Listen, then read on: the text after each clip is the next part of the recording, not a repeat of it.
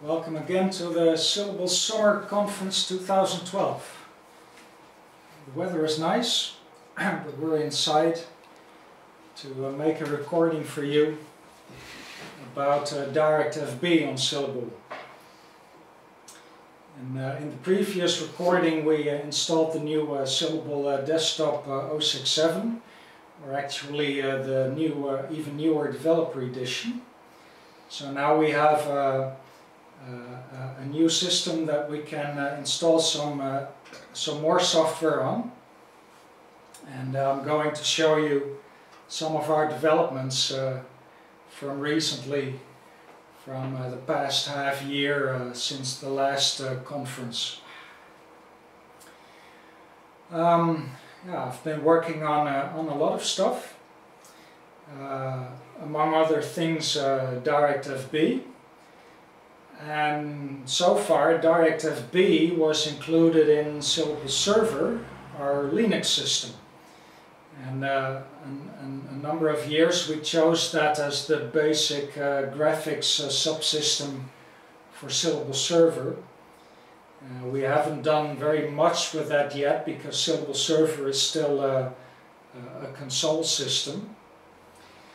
And actually, because DirectFB is in Syllable Server, there's a build recipe for it in Builder. So it's also possible to try to build it on Syllable Desktop. And over the years a few people have tried that, and some of them reported success. And I didn't really look into it because DirectFB is not immediately useful on desktop, but it is in Syllable Server. And if you're going to use it on Syllable Server, it would be nice to also have it on Syllable Desktop. Because if you build something on DirectFB in Syllable Server, if DirectFB were to be ported to Syllable Desktop, you could also run it there. It has more or less the same place as SDL, if you look at it that way. In Syllable Server it brings graphics drivers. So in Syllable Server it's currently really the graphics subsystem if you want to use graphics. And Syllable Desktop of course already has its own graphics subsystem with its own drivers. But DirectFB can also be used as a sort of SDL, where you use it as a cross-platform middleware layer for graphical applications. So it was interesting to try it on Syllable Desktop as well, and some people had reported some success. But when I started trying it about half a year ago, I couldn't replicate that success. And with a few tweaks it was possible to build it on Syllable Desktop.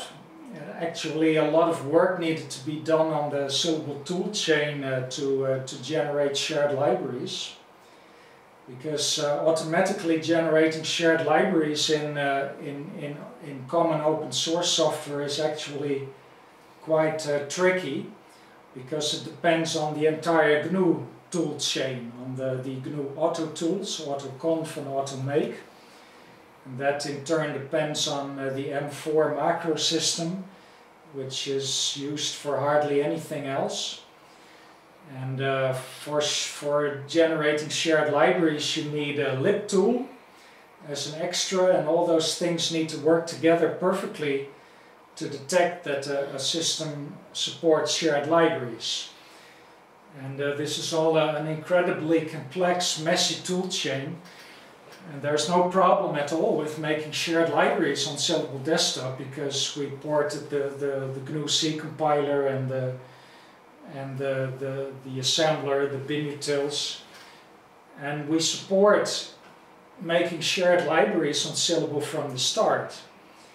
But to have that working in a cross-platform program, that is almost always built on this extra tool chain of the auto tools and libtool, and that is incredibly fickle and tricky to get right, to get all those parts working together, because you need exactly the right versions of everything. And we had done a number of those things in the past over the last decade. But with every new port you try, things turn out to be even trickier. And the thing with DirectFB is that you can compile it fairly easily on Syllable Desktop, because it's fairly standard open source software. But libtool didn't recognize that it could build shared libraries on Syllable Desktop. So you could build DirectFB with static libraries. And that doesn't work. For many other open source packages, it doesn't really matter whether you build it statically or dynamically. But because DirectFB is itself a platform with a driver architecture for graphics and input drivers, it needs to compile those drivers as shared libraries, what we call plugins on Syllable. And the problem is that this also goes through that libtool tool chain. So if libtool doesn't recognize that Syllable Desktop has shared libraries, then even the graphics drivers and the input drivers in DirectFB are going to be compiled statically. And it turns out that with those things statically, DirectFB can't load them when it starts. So in itself it's not really a problem if the DirectFB library would be static. It would just be compiled into every DirectFB program. That's not really a problem. The problem is that the DirectFB drivers are compiled statically, and then they're not really drivers anymore as far as DirectFB is concerned. So you could compile DirectFB, but if you do that on top of Syllable Desktop, it is going to run on SDL. So it actually has a driver for SDL.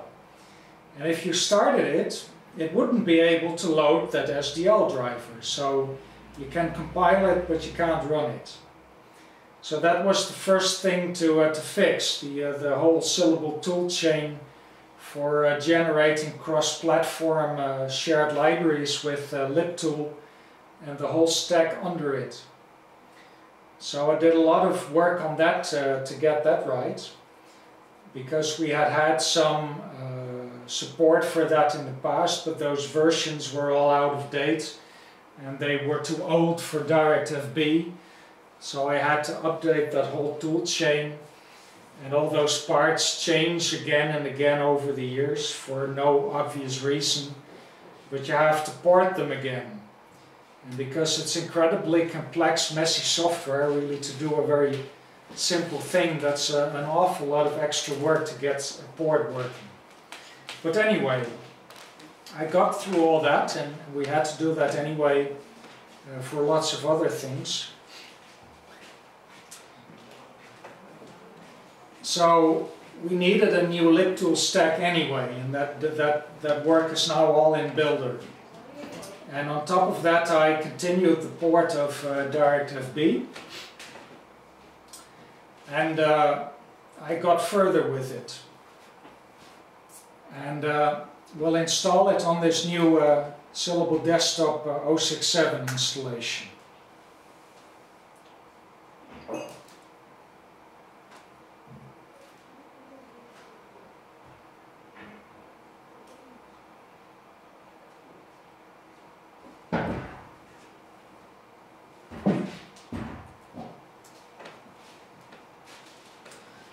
We've got a lot of extra software collected on the USB stick.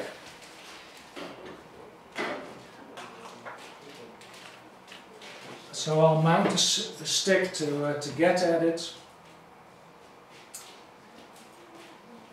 Something you have to know how to mount extra storage devices and partitions is that you have to go into the disks folder on the desktop, and then right-click in the background. And that's where the mount option is. It's a bit hidden, but it's described in the welcome document that you should read right from the desktop after installation.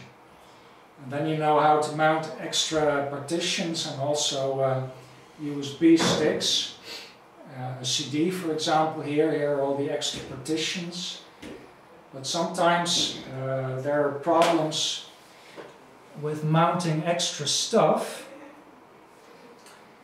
And actually this happens in the combination of this laptop with this USB stick, I think, because it doesn't appear in the mount menu.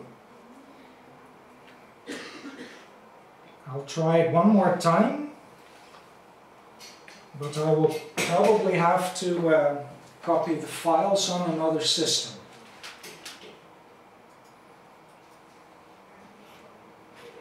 No, it doesn't appear here.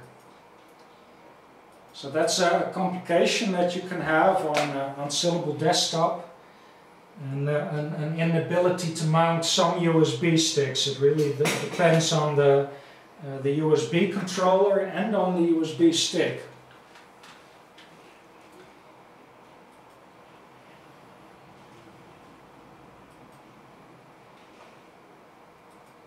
So to get my data off the stick, I'll go into our Syllable workstation.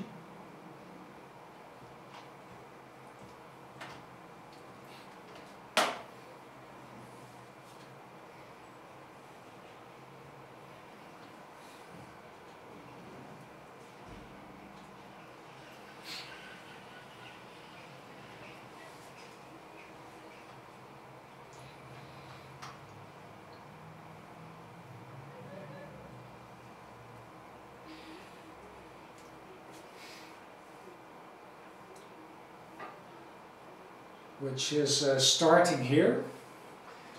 And Syllable Workstation is an in-house graphical version of our Syllable server.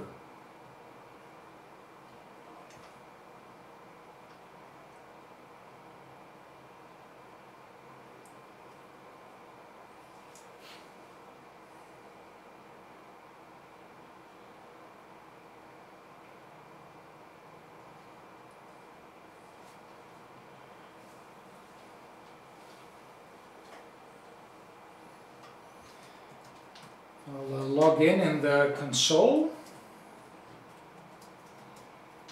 but then to work a bit more comfortably, I go to an X11 graphical environment. And we are running the ROX desktop on our Linux on Syllable server.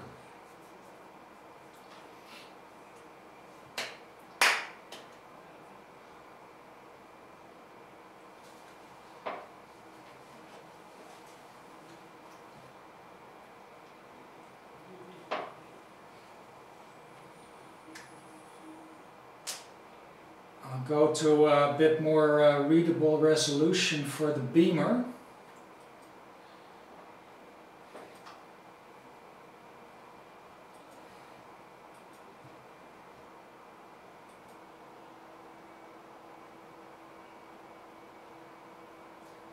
That's better. Now we can see what we're doing. And now I mount my USB stick here, which is in the media folder. This is the ROX desktop we're running on Syllable server, and it recognizes in ROX filer partitions, and this green one is already mounted. That's our the partition for extra data.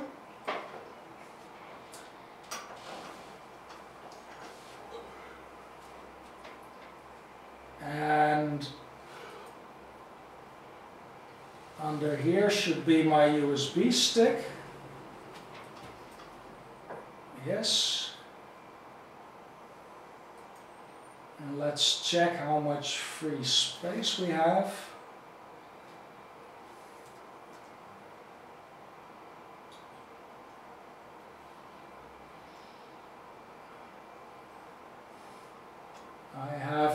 1/4 gigabyte here on the data fat partition. Supposedly that should be enough.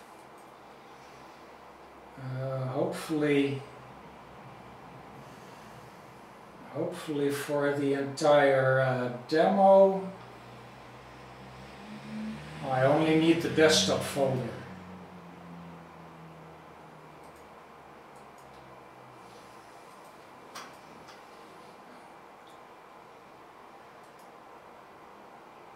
Uh, 168 MB, so that should fit on here.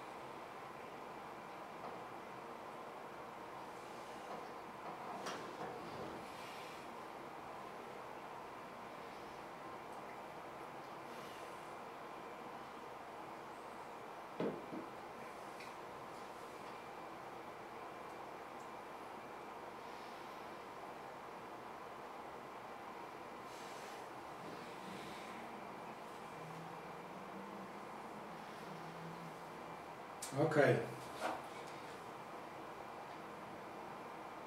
It's a lot of software that I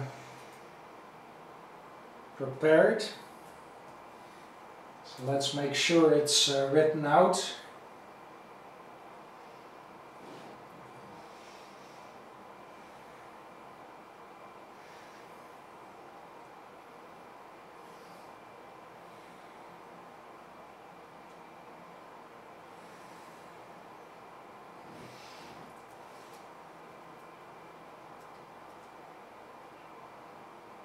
Still a bit of space left.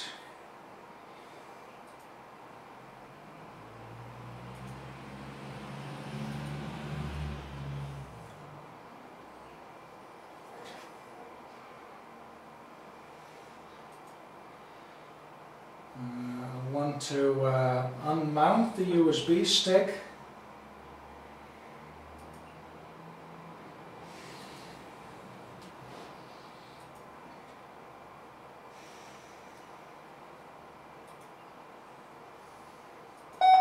Then I restart to Syllable desktop.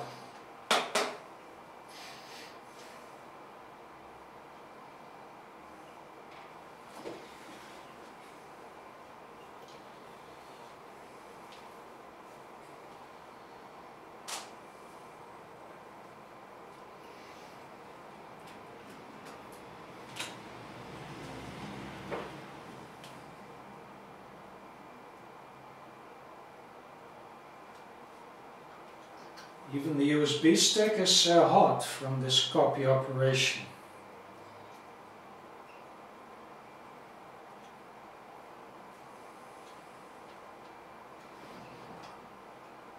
Here's the main Grub 2 menu on this laptop. Then we go to a Syllable desktop again. It goes through a Grub 1 menu, which the beamer isn't fast enough to pick up. So there's Syllable desktop already.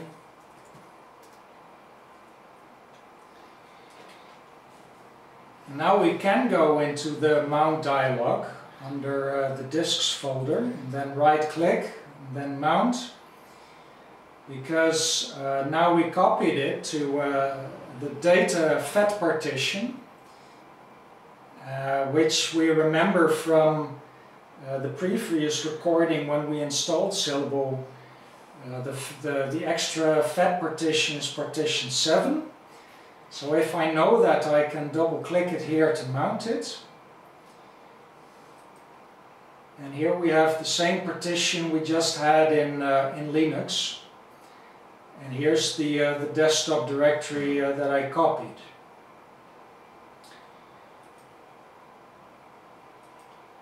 So if I now go to a terminal,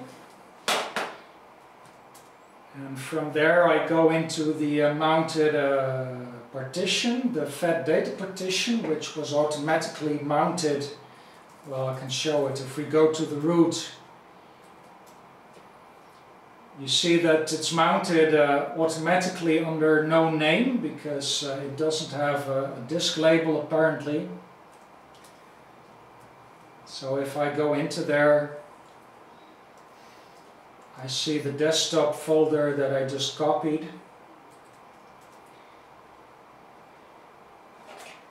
And there are all my extra resource packages ready for installation. Now there are two DirectFB packages. And I put that in a DirectFB subdirectory. So here they are. I've actually got two versions here of DirectFB itself, so you can see that I haven't really gotten the latest version to work, but different versions of DirectFB tend to work to different levels of correctness and completeness. And it has been a whole process to get it to work better on Syllable Desktop. And the version that works best currently is, I think, 1.4.13. And then there's an extra package of DirectFB example programs. So, assuming we are on a default Syllable installation, you would have to install such an extra resource package with Packager, the Syllable utility for installing extra packages. And then you would first have to unzip it manually. Resource and application packages are just zip packages with a different extension. So I want to install DirectFB 1.4.13, and I need to do that in the resources directory.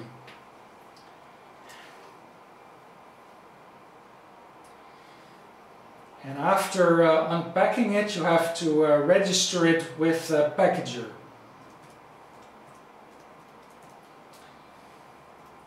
And then you can look it up to where it was installed. And register it like this.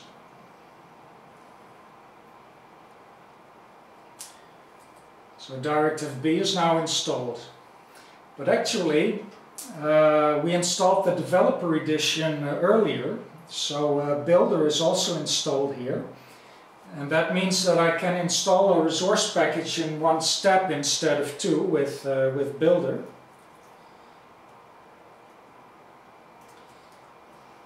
If I use build install on the extra package, it does the two previous steps automatically.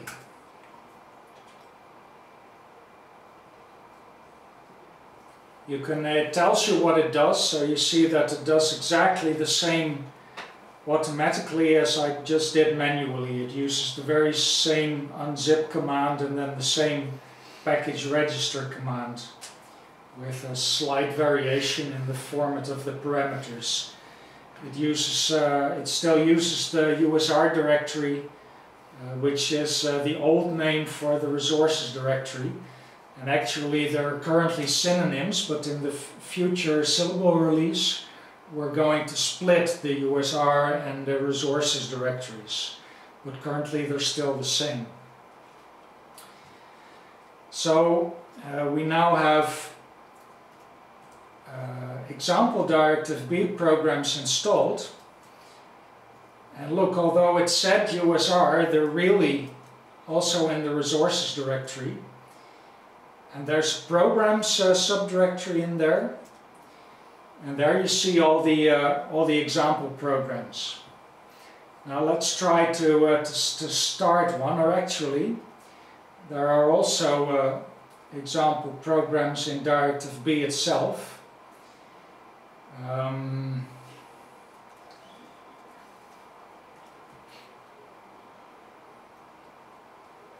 Let's see what was a good one to test with. Well, a simple one to start testing with is DFB info, for example. So those are installed now, so they're in the search path. So if I do a tab in the shell, in the bash shell, bash does tab completion and I get a list of what's available under that prefix.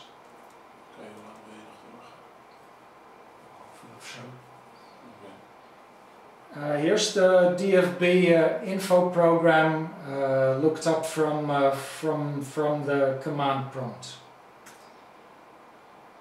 And if I try to run that, you see that I get no graphics, and I get all sorts of weird error messages. And the DFB info program is really a very simple DirectFB program.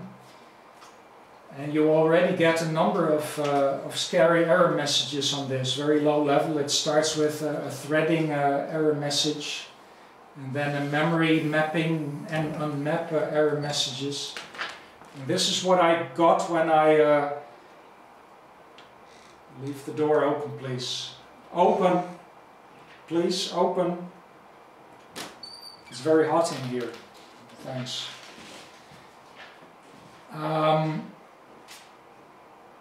Very scary error messages when I started to try to run DirectFB on Syllable desktop. And remember, this is stuff that just works on Syllable server because it's made for Linux. And just works, it's not really like that, but because DirectFB can be a little fickle in a number of things. But compiling it on Syllable desktop is fairly easy, but running it was very hard. If I try to Control-C this, it doesn't even work. It stops with Control-D, it turns out, a bit weird. And what turned out was that you see it starts with threading error messages, and DirectFB uses threads, and because it's portable it uses P-threads, POSIX threads, which are supposed to be portable across Unix-like systems. And Syllable has basically always had a P-threads implementation, but during the porting of DirectFB I found out that our P-threads implementation is extremely buggy, and it only seems to work in the simplest of situations. And DirectFB uses P-threads more heavily. You can't even say that it uses it very heavily, because a standard DirectFB program uses only 2 or 3 standard threads, so it's really not that much. But it doesn't work at all, really. So I started looking into our P-threads implementation and started seeing errors and bugs, and I started debugging it. And DirectFB was a very good test subject for it, because I could attack these error messages one after the other. And eventually I did a complete overhaul of P-threads in Syllable, which is still not finished. But I do have a binary copied from my USB stick, which you should be able to see here. Down there's libpthread.so.2, and it's probably better to go to the place where it's installed, because this is Syllable's Pthread implementation. It's a native Syllable library, and that means that it's in the system libraries directory together with a few other Syllable system libraries. There's the main libsyllable in there, and libkernel, which is just a wrapper around the kernel to give it an abstracted API. And there's libmedia, the library for the media framework.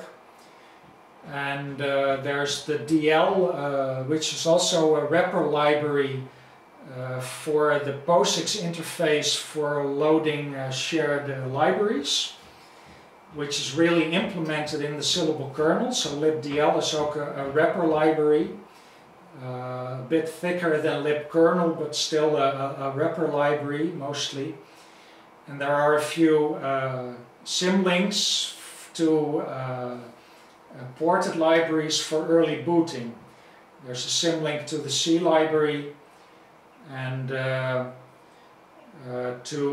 libhistory in ncurses and libreadline, which are also needed to start a bash shell in early booting. So there are really only a very few very core libraries in here. libm is also in there together with libc, the math library. And the pthreads implementation is also in here because it's a native Syllable library, although it implements a standard POSIX interface. So that's the one we need to replace with a debugged version. And the best thing if you do something like that is to keep a backup copy. So you have to look what the real library is.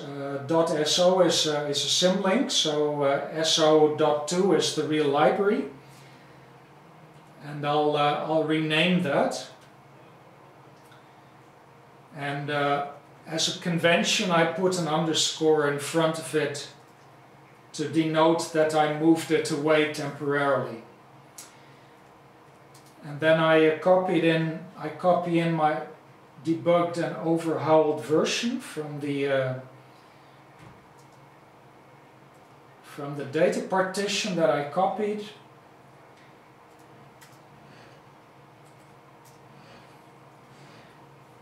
And then you can see the difference. The new one is slightly bigger. It's not necessarily bigger, but in any case it's changed. It's changed a lot. And now that I have installed this, let's move out of the system library to avoid doing damage by accident, because we are logged in under the root account. And in Syllable Desktop there is no effective file protection anyway at the moment. So it's best to work in your home directory, cd back to your home directory. And then we go back to the DirectFB program in the command line. And it may not start right away because see, it works a lot better already. There was a possibility that it would be confused by the new library because the old version had already been loaded. But it seems to go all right now without restarting. Because I replaced the pthreads library in the system, DirectFB is now running with a new pthreads library. And we can actually check this, because this is the developer edition of Syllable. We have all the binary tools installed. So we have the tool to read ELF executables. And if I give that the D switch, we get dependencies of an executable. And now we have to look it up specifically. As we saw, it's installed here. And we were just trying to run the DFB info program. And here we see the libraries that the DFB info program loads. And you see that it loads the main DirectFB library, of course. And you see that it uses the C and math libraries. And it uses a few more libraries from DirectFB, libdirect and libfusion. Fusion is a communication system. It also uses the dynamic loading library that we just saw in the system libraries. libdl is also linked in dynamically. It uses a small library from GCC, the GCC_s that you see there, and it uses a compression, a very standard compression library, zlib. But the thing we just replaced is the libp thread. And you see that the exact library that we replaced, libpthread.so.2, is the one we replaced. And that's why it now suddenly works. And now you see that it gives its output, and it puts an exclamation point for errors, and there's now only one. And it says that it can't set the scheduling priority or the scheduling policy actually for the program. And this is actually not fatal, but it does mean that changing scheduling policy through a standard POSIX interface is not implemented in Syllable Desktop, so it can't find that function. So it warns for that, but it still continues running. And now you see that it prints the DirectFB version and some general information about it. You see it initializing a window here. And these are actually messages from SDL, because it runs on top of SDL, as I said earlier. On Syllable Desktop it runs on top of SDL. And on Syllable Server it runs on top of the Linux frame buffer with its own DirectFB graphics drivers. So that's a very different mode of operating, but it does provide the same cross-platform API to DirectFB programs. So you see it's starting a number of DirectFB components. The threading system is where we got the error on initially. And it now gets through that, and then it initializes the input. And it looks for graphics drivers. And because it's not running on bare hardware, it finds only the SDL graphics driver here that I talked about before, that needs to be a shared library to be a real driver, because DirectFB loads it afterwards.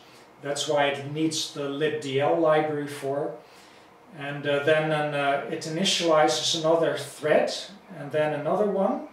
So you see that a simple DirectFB program uses 3 threads. A main thread, similar to a Syllable GUI application. Then it starts an input thread, which listens to SDL input. And it starts an output thread, which outputs to SDL video, to screen, it calls it screen update. So it's really similar to a Syllable graphics program. A Syllable graphics program always runs a few threads, one main thread and one thread for the window. And then it starts listening for input messages. And here it's more or less the same, except it has immediately has 3 threads, one main control thread, a graphics thread for output, and a separate input thread, which is similar to the Syllable messaging system. Hey. Wij gaan er vandoor. Kan ik jou een sleutel geven van de voordeur? Dan Ja, zo afsluiten. En dan hangt er aan de zijkant van ons gebouw een grote rode brievenbus. Zo'n brandslangenbak, gewoon aan de zijkant van ons gebouw, aan de parkeerplaatskant. En dat is de brievenbus. Oké. Daar kun je hem dan ingooien. Mooi. Even kijken of ik hem los krijg. En het is alleen de voordeur die dicht moet, geloof ik. Ja, en het hek, dat geloven we wel even. Daar komen toch ook een paar uurtjes toe. Shit, er zit te veel aan, hè? The keymaster is here for the movie. I'll have to take a short break to get the key. Thanks.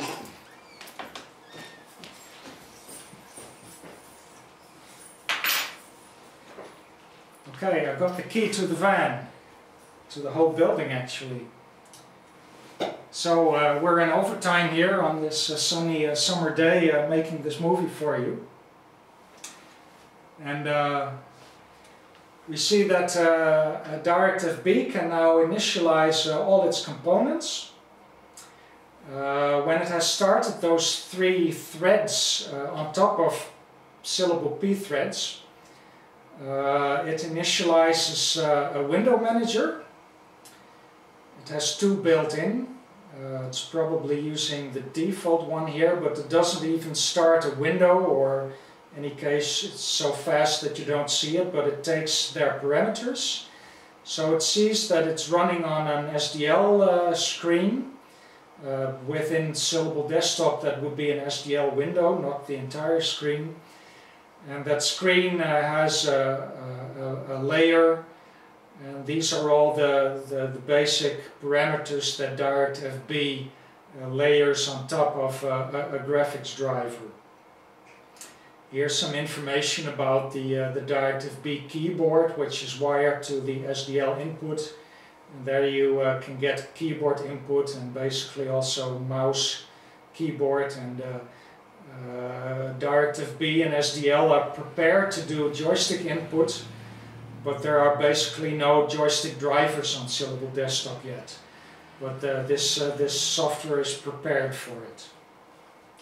So apart from this error, which turned out to be a warning that you can skip over, this program has now run correctly.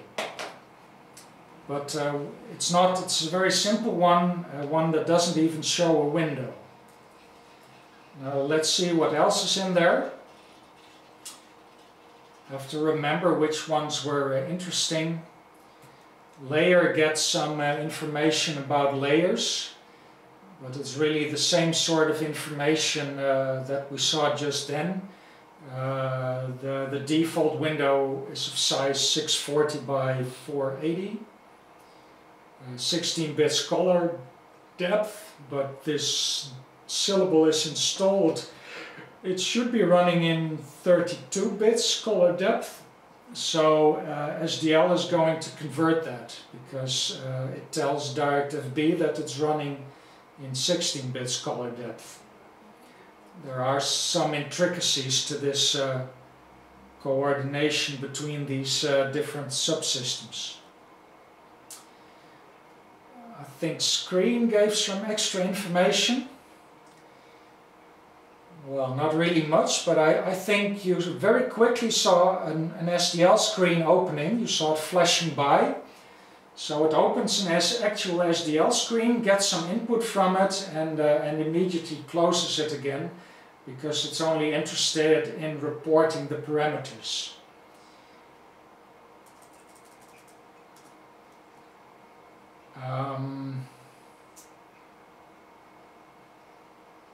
I think the blitz showed something.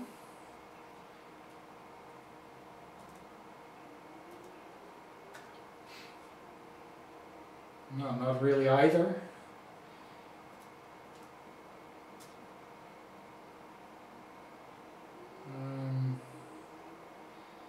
And now it complains about the driver not supporting some operations. So not all test programs work, but it's not due to errors anymore, but due to unsupported features in the video driver, which would be the SDL integration here. Ah, here we have something. Now you see it drawing some figures and moving a mouse cursor. And it runs for a while, collecting information, and then it quits automatically. So this is the first DirectFB window we saw on Syllable Desktop, and it's actually running on top of an SDL window. And that also means that it's currently limited to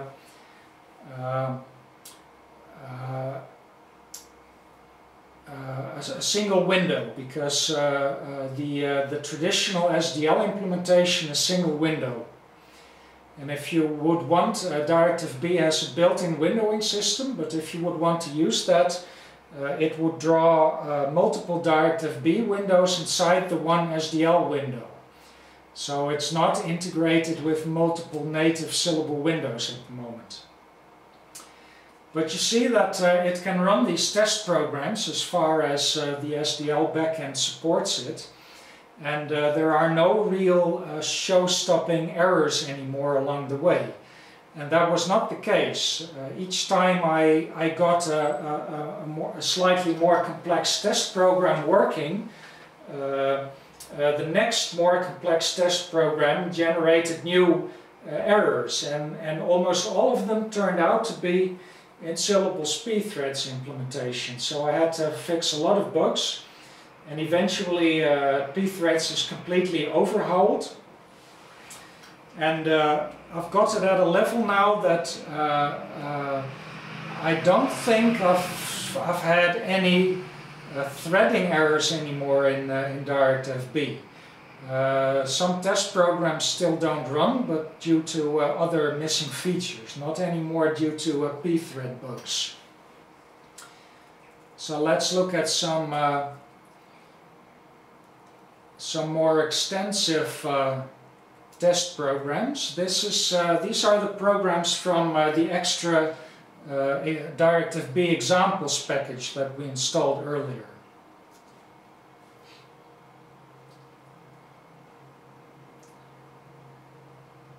These are not really test programs anymore, these are actual demos. So here you start seeing that it's really capable of some interesting things.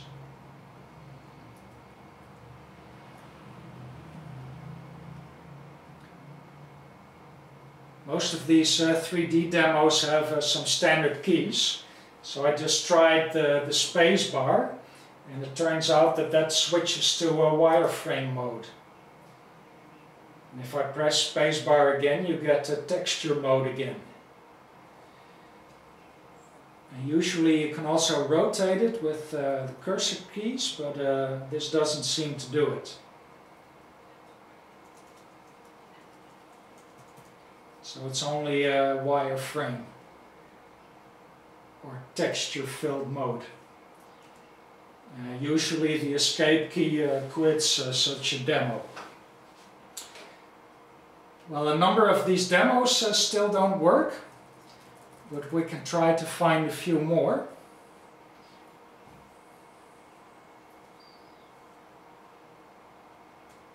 Fonts maybe, or it could be that I need to install font config for that. No, I'm not sure this would work. I don't think I've tried this yet, but let's try to point it to some of the system fonts.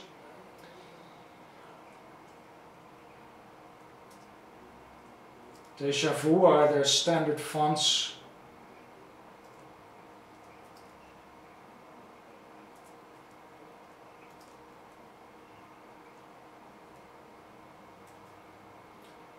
Oh, now here we get an error.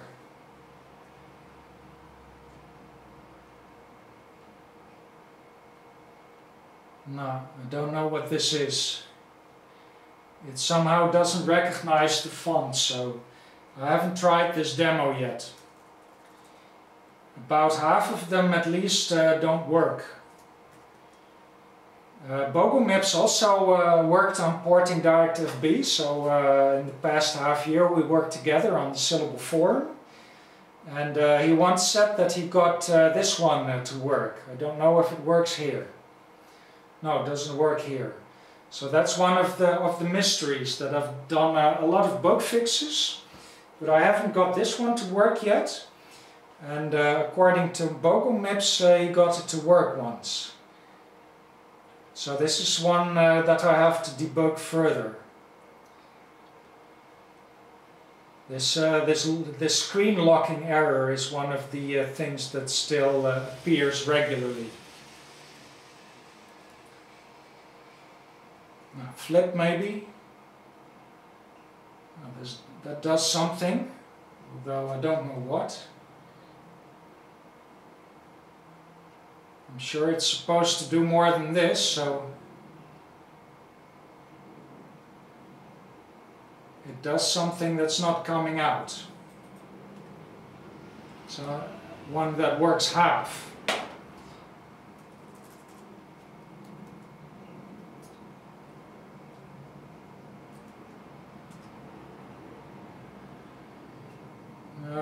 This takes a parameter and I don't know what it means. Ah, here's a working one.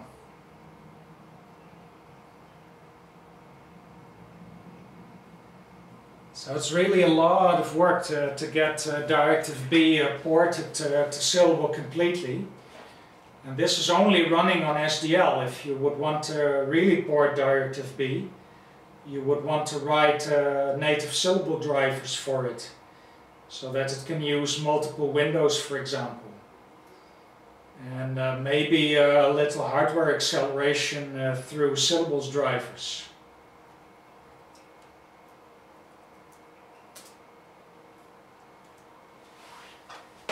But half of DirectFB works now.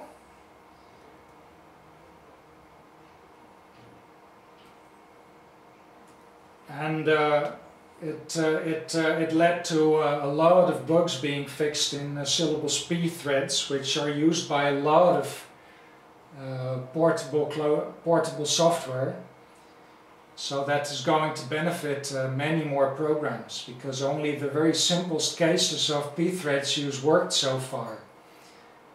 Here's another one that works, but it's too fast to be really visible. So there's probably no delay programmed in this demo. You see it running at full CPU speed here. But even though it's running at full CPU speed, the rest of the system remains very responsive. That's a Syllable mark, of course. Oh, with spacebar I can change the icons.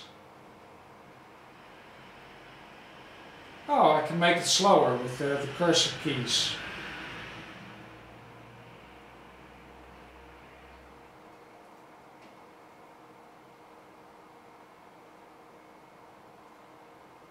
Those are somewhat alien icons, really.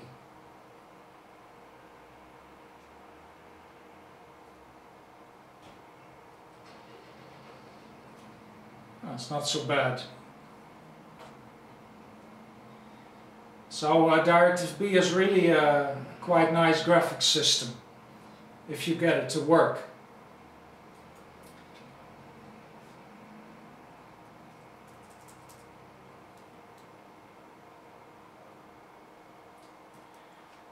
Texture maybe.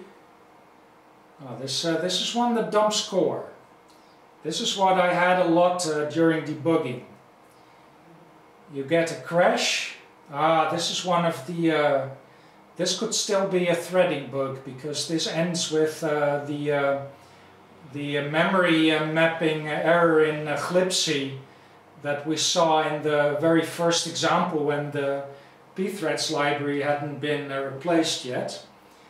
And this eventually, this is very arcane, but this is a memory corruption error, and that is usually caused by some threading error. So this could easily still be a threading bug even after all the bug fixing. So this is typically one that I would continue testing with to find more bugs. And you see that I can't get rid of this window now. So it's polluting the system, but I have to keep it in the background for now.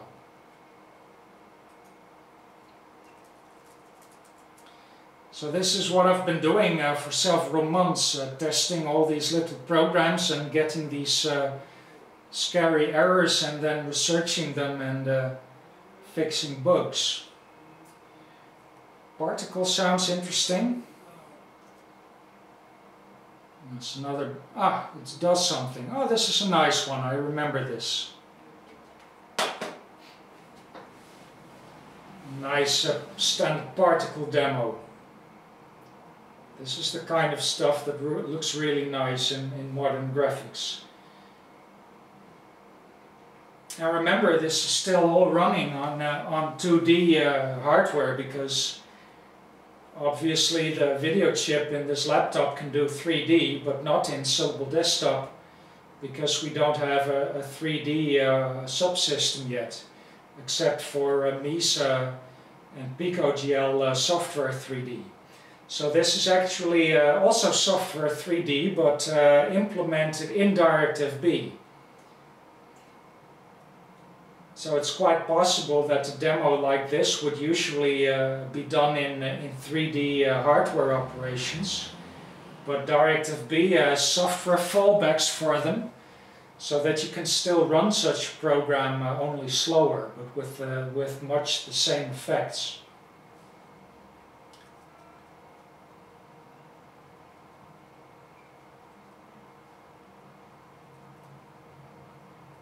I don't seem to be able to influence it.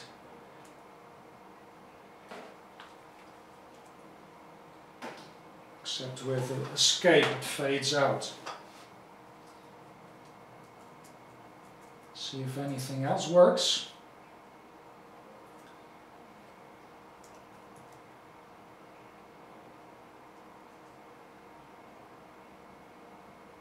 No, not really.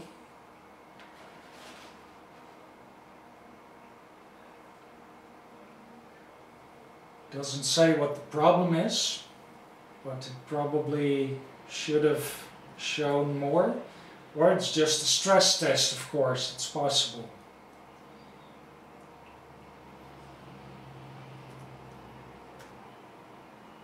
It's just a window. Oh, this also ends in familiar errors. Here you get a seg fault, but not on a memory corruption detected by glibc, I think. But this is also a pattern of crash error that's familiar from other bugs.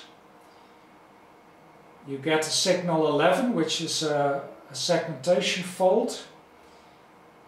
And then you see that it is unable to clean up its internal memory structures because it aborted early. And this also regularly happened during threading bugs. So it's quite possible that this is also still a threading bug due to all the synchronization going on between those three DirectFB threads. And any DirectFB program is free to start more threads, so some of these examples have more threads than just the basic three. And that can lead to more complex coordination that can uncover more timing bugs, because the timing in our pthreads implementation was really messy and imprecise. So there are lots of holes where timing errors can creep in. So what probably happened with the Fire demo is that it once worked on Bogomips's machine, because on a different machine the timing would be different, and that can lead to very different threading synchronization bugs. So some things would work that wouldn't work here and the other way around.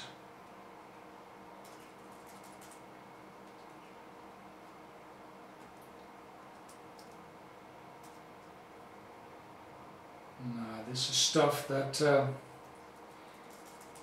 that doesn't really work.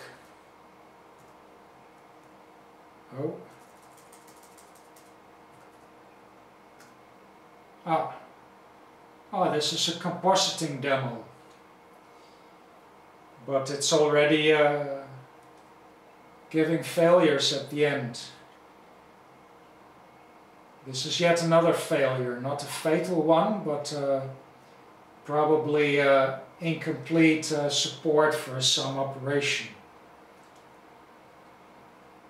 And then clean up problems again when quitting. So this is a halfway serious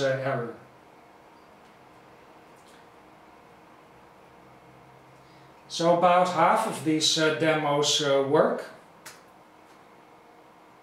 And in the beginning none of them worked, and not even the small test programs in DirectFB itself. So there's still a lot of work to do, and there's probably also still bugs to fix in Syllable speed threads. And there's work to do in the DirectFB port if you would want to use it seriously.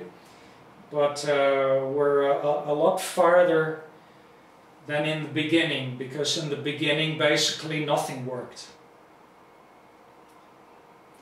So that's the state of our DirectFB port, the Syllable desktop, to create a cross-platform graphics environment across Syllable desktop and Syllable server, and to get some extra DirectFB programs working on Syllable desktop.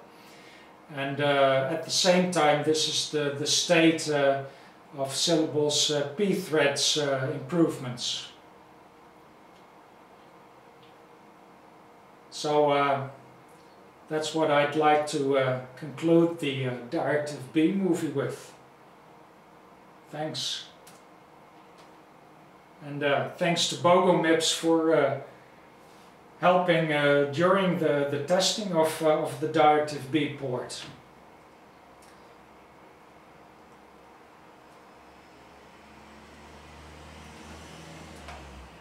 The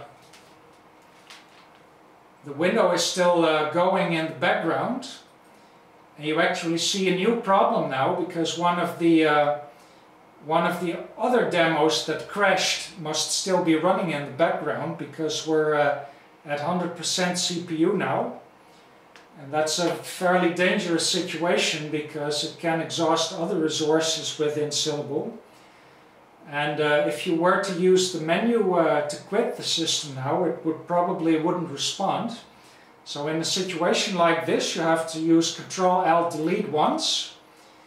That will make sure that the runaway processes and the hung windows really get closed. But because it's running at full CPU now, it takes a while for the system to respond to Ctrl-Alt-Delete, so you have to be patient. But eventually, with Ctrl-Alt-Delete, the system will be shut down orderly. The runaway process will be aborted, and the hung window will be force closed, and then the system will restart orderly.